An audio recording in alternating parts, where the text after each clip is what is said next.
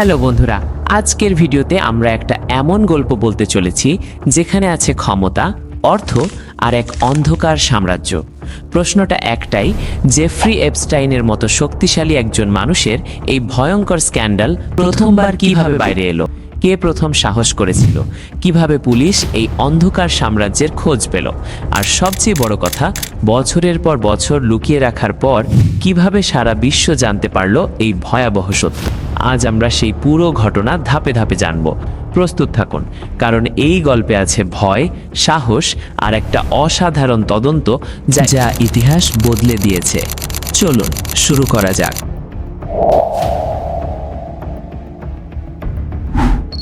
2005 সালের মার্চ মাস, পাম বিচ। রোদে ঝলমলে সমুদ্র তীরের এক শান্ত শহর। বাইরে থেকে সবকিছু ছিল স্বাভাবিক, বিলাসী আর সুন্দর, কিন্তু এই শহরেরই এক প্রাসাদোপম বাড়ির ভেতরে লুকিয়ে ছিল এক অন্ধকার সত্য। একদিন স্থানীয় থানায় ঢোকেন এক মা ও তার 14 বছরের মেয়ে। মেয়েটির চোখে ভয়ে, কণ্ঠ কাঁপছে। সে জানায় তার এক সহপাঠী তাকে একটি বড় বাড়িতে নিয়ে গিয়েছিল। বলা হয়েছিল একজন ধনী ব্যক্তির জন্য ম্যাসাজের কাজ করতে হবে, পারিশ্রমিক $200 থেকে $300। এক কিশোরীর কাছে যা অনেক বড় অঙ্ক, কিন্তু বাড়িতে পৌঁছে পরিস্থিতি অস্বাভাবিক হয়ে ওঠে। সেই ব্যক্তি জেফ্রি এপস্টাইন মেয়েটির সঙ্গে অনুচিত আচরণ করেন। যে কাজের কথা বলা হয়েছিল তা দ্রুত ভয়ঙ্কর অভিজ্ঞতায় পরিণত হয়। মেয়েটি নিজেকে নিরাপদ মনে করেনি। সে ছিল আতঙ্কিত ও অসহায়। বাড়ি ফিরে প্রথমে সে চুপ ছিল। ভয় আর লজ্জা তাকে আটকে রেখেছিল, কিন্তু শেষ পর্যন্ত সে তার মায়ের কাছে সব খুলে বলে। আর সেখান থেকেই শুরু হয় এক তদন্ত যা ধীরে ধীরে উন্মোচন করতে থাকে আরও অনেক অভিযোগ, আরও অনেক প্রশ্ন এবং এক প্রভাবশালী ব্যক্তির গোপন জগতের গল্প। পাম বিচ পুলিশ ডিপার্টমেন্টের ডিটেকটিভরা কেসটা হাতে নেন। প্রথমে তারা ভাবছিলেন এটা হয়তো একটা বিচ্ছিন্ন ঘটনা, কিন্তু যত গভীরে যেতে থাকেন ততই চোখ কপালে ওঠে। প্রথম মেয়েটিকে জিজ্ঞাসা করা হয়, তুমি কি আর কাউকে চেনো যে এই বাড়িতে গিয়েছে? 2টো নাম। সেই 2 মেয়ের সাথে কথা বললে আরও 3টা নাম। 3 জনের কাছ থেকে আরও 5টা নাম। এভাবে একটার পর একটা সুতো ধরে টানতে থাকেন ডিটেকটিভরা, আর যা বেরিয়ে আসে তা ভয়ঙ্কর একটা পিরামিড স্কিম। প্রতিটা মেয়ে নতুন মেয়ে নিয়ে এলে পেত বোনাস টাকা। অনেকে নিজেরাই ভিকটিম ছিল, কিন্তু টাকার লোভে আরেকজনকে ট্র্যাপে ফেলছিল। এটা ছিল এক নিখুঁত ভয়ঙ্কর জাল। কয়েক মাসের মধ্যেই পুলিশ শনাক্ত করে 35 থেকে 40 জন ভিকটিম, বেশিরভাগই 14 থেকে 17 বছর বয়সী। অনেকে গরিব পরিবার থেকে, ভাঙা ঘর থেকে, সহজ টার্গেট। পুলিশ এপস্টাইনের ম্যানশনে সার্চ ওয়ারেন্ট নিয়ে ঢোকে। যা পায় তা হতবাক করার মতো। ফোন মেসেজ, মেয়েদের সাথে এপস্টাইনের শিডিউল নোট, কে তখন আসবে, কার পরে কে, ট্র্যাশ থেকে পাওয়া কাগজপত্র, নাম, ফোন নম্বর, ছবি, অনেক মাইনারের।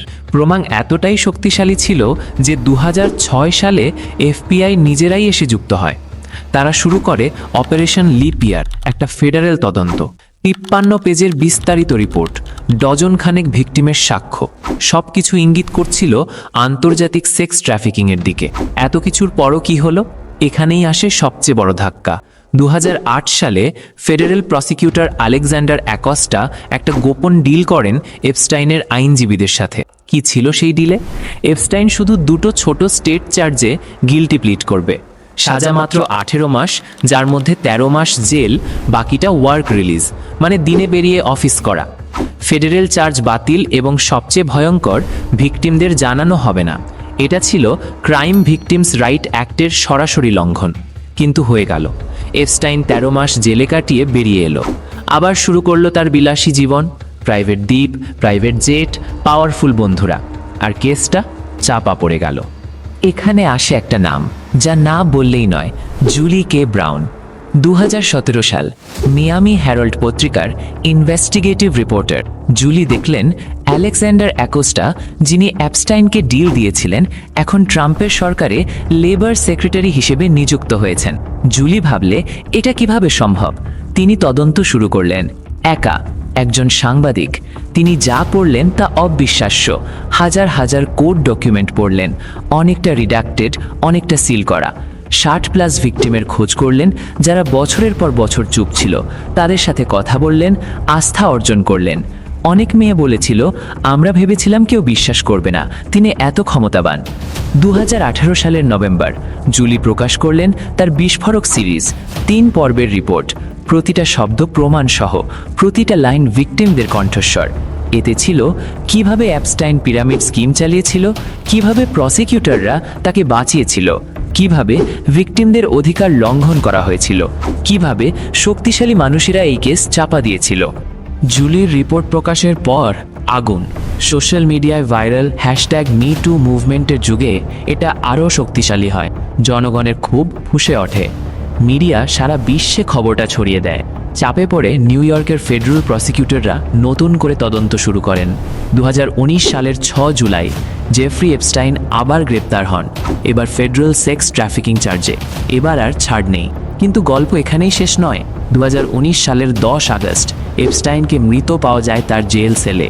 অফিসিয়ালি আত্মহত্যা, কিন্তু শুরু হয় অসংখ্য কনস্পিরেসি থিওরি। আজও প্রশ্ন থেকে যায়, সত্যিই কি আত্মহত্যা নাকি? বন্ধুরা, এই পুরো গল্পের নায়ক কারা? প্রথম সেই 14 বছরের মেয়ে যে ভয় কাটিয়ে পুলিশের কাছে গিয়েছিল, পাম বিচের সেই ডিটেকটিভরা যারা ছেড়ে দেননি, আর সবচেয়ে বড় নায়ক জুলি কে ব্রাউন, একজন সাংবাদিক যিনি একা লড়াই করে পুরো সিস্টেমের বিরুদ্ধে দাঁড়িয়েছিলেন। তার পুলিৎজার মানের কাজ না হলে হয়তো আজও এপস্টাইনার চাল চলতো, হয়তো আজও অনেক মেয়ে ভয়ে চুপ থাকতো। কিন্তু প্রশ্ন থেকে যায়, এপস্টাইনের সাথে কারা জড়িত ছিল? সেই লিস্ট কোথায়? কারা তাকে প্রোটেকশন দিয়েছিল? আরও কত ভিকটিম আছে যারা এখনো চুপ? জবাব এখনো অন্ধকারে। তো বন্ধুরা, এই ছিল জেফ্রি এপস্টাইন স্ক্যান্ডালের আসল শুরু এবং উন্মোচনের গল্প। একটা সাহসী কমপ্লেন, একটা শক্তিশালী তদন্ত, আর একজন অসাধারণ সাংবাদিকের জেদ, এই তিনটে মিলে ভেঙে দিয়েছে এক অন্ধকার সাম্রাজ্য। ভিডিও ভালো লাগলে লাইক, শেয়ার, সাবস্ক্রাইব করতে ভুলবেন না। কমেন্টে বলুন আপনার মতে এই কেসের পরবর্তী কোন প্রশ্নটার উত্তর সবচেয়ে জরুরি, ম্যাক্সওয়েলের ভূমিকা নাকি সেই রহস্যময় ক্লায়েন্ট লিস্ট? পরের ভিডিওতে দেখা হবে। ততদিন সত্যের খোঁজ চালিয়ে যান। ধন্যবাদ।